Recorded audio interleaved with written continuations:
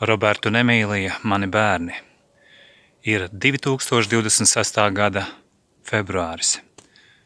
Kad iespējams jūs sadzirdēsiet šo ziņu, būs jau šī mēneša vidus. Es jūsu tētis šajā laikā, līdzīgi kā jūs un kā jau daudzi cilvēki mūsu zemē Latvijā, piedzīvo ziemu. No vienas puses ļoti skaistu, no otras puses visai bargu. Šo laiku, protams, ir jāiztur. Mēs katrs piedzīvojam dažādas īstenības. Es turpinu jūs, mani bērni, meklēt. Arvien dažādos veidos. Es gribu jums atgādināt to, ka kopš tā laika, kad jūs aizveda projām no manis 2020. gada decembrī, jūs nolaupīja un turpina to darīt arvien. Tie, kas to dara, ir pazaudējuši sirdsapziņu. Viņiem nav goda un nav cieņas nec pašiem pret sevi, nec arī pret jums, kur nu vēl pret mani. Ja viņi cienītu mani, viņi cienītu jūs. Ja viņi cienītu mani, viņi cienītu arī attiecības, kādas ir man jūs tētim ar jums, mani bērni. Taču viņi nav spējīgi uz to, jo viņi ir, kā jau es teicu, pazaudējuši sirdsapziņu. Viņiem nav goda. Viņi ir līdzīgi velnam un tumsai, ellei. Viņos ir maz palicis no tā, kas ir līdzība radītājam. Radītājs ļauj ikvienam cilvēkam būt saskaņā ar savu sirdsapziņu. Taču tie, kas ir ap jums, mani bērni, kā jau esmu teicis agrākajos vēstījumos, tā atgādināšu. Liela daļa no viņiem ir liekuļi, un kamēr jūs esat maziņi, jūs esat viņiem visai ērti. Kad jūs paaugstieties vēl vairāk un uzdosiet savus jautājumus, un ja vien jūs saglabāsiet uzsveru savu sirdsapziņu un meklēsiet patiesību, viņi jūs nīdīs. Un nīdīs ne mazāk kā mani. Nīdīs pat tāpēc, ka es esmu jūsu tētis. Nīdīs tāpēc, ka jūs esat mani bērni. Viņi to dara jau tagad. Un ja kāds no tiem, kas jūs priekšā smaida savu nolādēto amerikānisko liekuļu smaidu, un tai pašā laikā neļauj pat jums parunāties ar mani, vai arī citādi jums liedz iespēju satikt savu tēti, tas ir mani, tad ziniet, tie ir bezsirži, bez goda, bez kauna un bez sirdsapziņas. Es jūsu tētis Mareks Markus. Ik pa laikam pie sevis, tieši tāpat kā agrākos vēstījumos, esmu domājis, jautājis un sacījis tiešu valodu. Tā arī to teikšu, varbūt mazliet citiem vārdiem, arī šobrīd. Kā jums klājas, mani bērni? Ja jums ir jau kāda iespēja to pateikt man, dariet to zināmu. Vai caur saviem draugiem, paziņām, lai kas viņi būtu. Es meklēju jūs un savā sirdsapziņā jūtu, ka arī jūs to darat. Jā, jūs slāpē, jūs apkaro, jūs manipulē un pat šantažē. Es atceros to pat no meļu tiesas dokumentiem, kur viņam nebija kauna, bez ievērības atstāt faktu, ka jūs, mani bērni, pat uz zālēm tikāt uzsēdināti, lai mani nemeklētu. Tika apkarota un apslāpēta dabīgā empātija un sirdsapziņa, kas ir starp vecāku un bērnu un bērniem. Šajā gadījumā starp jums un mani, starp mani un jums, jūs apkaroja dažādos veidos, tieši tāpat kā mani. Viņi centās mani pasludināt par neritīgu, par slimu, bet slimi ir tie, kas dara posta darbus un tai pašā laikā liekuļo, ka dara labu. Slimi un apsēsti ir tie, kas dara kaitējumu, kas melo, kas riebj, kas nīst. un kas liekulīgi smaidīdami kaitējuši jums, mani bērni, un arī man. Viņu ir daudz, kā teica arī Kristīnas Ruģeles, jūsu mammas, jau kādus gadus arī uzvārdā Kārkliņa,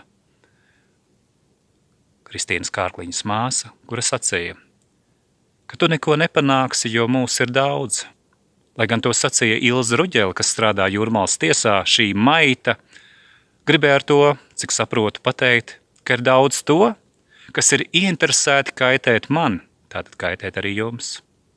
Sakiet, mani bērni, kā jūs domājat? Vai godīgi cilvēki dzīvo vismaz kādu tādu dienu šajā pasaulē ar domu, lai kādam darītu ļaunu, lai kādam ieriebtu, lai kādam kaitētu?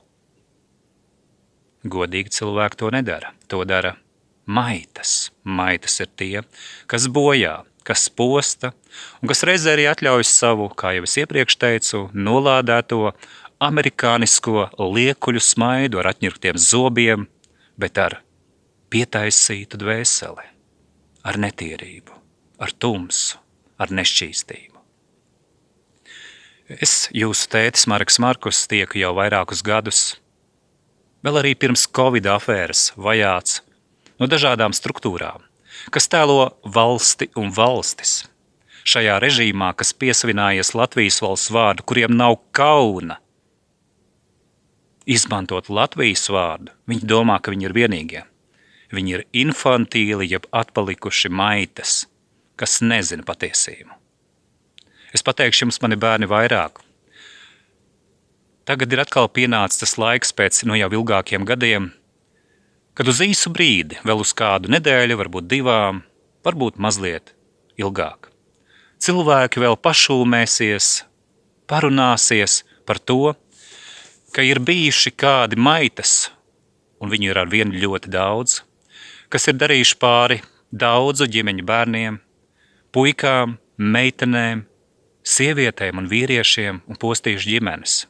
Tās ir pedofīlu, tās ir pedofīlu varas, tās ir cilvēku tirdzniecības varas, tās ir apsēsto varas, kuras tēlo valstis. Viņus piesedz dažādas organizācijas, kuras tiek uzskatītas par slepenām, taču nekur katra no tām ir slepenām. Viņu status bieži vien ir drošības dienestu līmenī, arī šajā te kaitēkļu, jeb kā es to saku, Latvānijas režīmā. Tādu ir daudz.